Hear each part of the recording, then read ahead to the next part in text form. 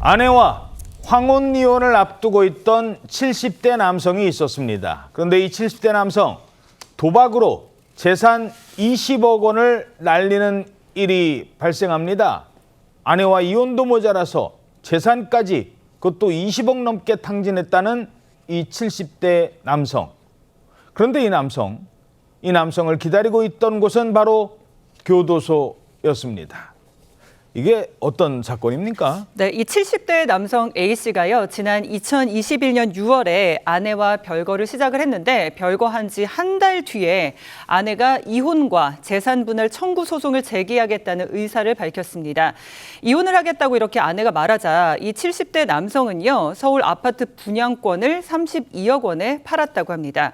이 중에 세금과 실버타운 입주 대금을 지불한 뒤에 남은 20억 4천만 원을 모두 수표로 찾았는데 이 돈 모두를 이 도박으로 날렸다는 겁니다. 아이고, 아니 뭐 어디 도박을 해도 카지노에 가가지고 200만 원도 아니고 20억을 도박으로 날려요? 그렇습니다. 이 아내와 이혼을 앞두고 있던 70대 남성의 주장은 이제 그런 내용이었는데요. 남성은 이혼 얘기가 나오자 아내와 협의도 없이 이 아파트 분양권을 매도했습니다. 그 다음에 통상적으로 잔금을 지급받는 시기보다 훨씬 이른 시점에 미리 잔금을 지급받았습니다. 그리고 이 20억 4천만 원을 모두 수표로 찾아서 이 돈을 모두 카지노에서 탕진했다, 이런 의미입니다. 심지어는 이 20억 원이 넘는 돈을 하루에 모두 찾아서 가지고 있었다고 합니다. 아니 20억을 하루에 찾아서 그거를 도박에 날린다? 이혼 소송할 때 이런 거 악용하는 사람들이 꽤 있습니다. 자, 일단 이분 20억 하루 만에 돈을 인출을 했는데 나중에 20억 찾은 뒤에도 그 남은 돈을 또 찾겠다고 은행 방문이 끊이지 않았다고요? 그렇습니다. 20억 현금을 찾은 이후에도 계속해서 은행을 찾았는데 약 한 달쯤 뒤에 2021년 9월 달에 부부 공동재산이 또 있었거든요. 예. 이 공동재산은 이혼 소송 시에 재산 분할 대상인데 바로 강원도 홍천 지역의 부동산을 담보로 예. 1억여 원을 대출을 받은 거예요. 어허. 9,900만 원을 현금으로 찾아갔습니다. 예. 또 보름 뒤에는 본인 명의의 예금 6억 3,500만 원을 또 현금으로 찾아갔습니다.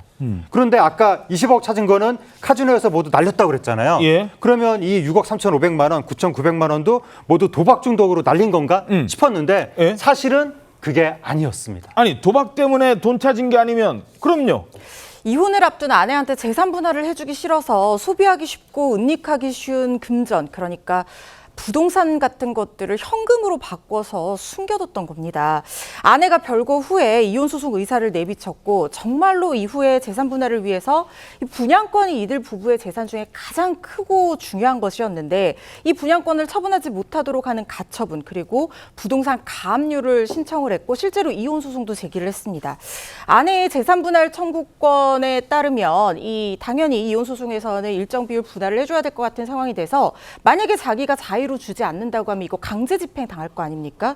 이걸 피하려고 분양권도 팔고 담보대출 부동산도 팔고 뭐 이런 식으로 했던 겁니다. 미리 빼돌린다. 그렇습니다. 그래서 도박으로 탕진했다던 20억 원도 사실은 도박으로 날린 게 아니라 아내한테 주기 싫어서 모두 수표로 찾아서 이걸 숨겨두고 있었던 겁니다. 탕진했다고 하면 강제집행 대상을 되기가 어려우니까요.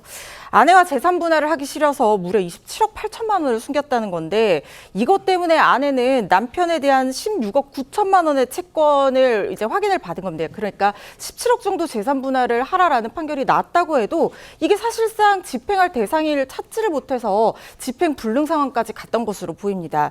결국에는 이 남성은 우리 형법상에서 이렇게 강제 집행을 피하기 위해서 재산을 은닉하면 강제 집행 면탈죄라는 게 있거든요. 이 혐의로 재판을 받게 됐고 징역 1년 6개월 실형이 선고가 됐습니다.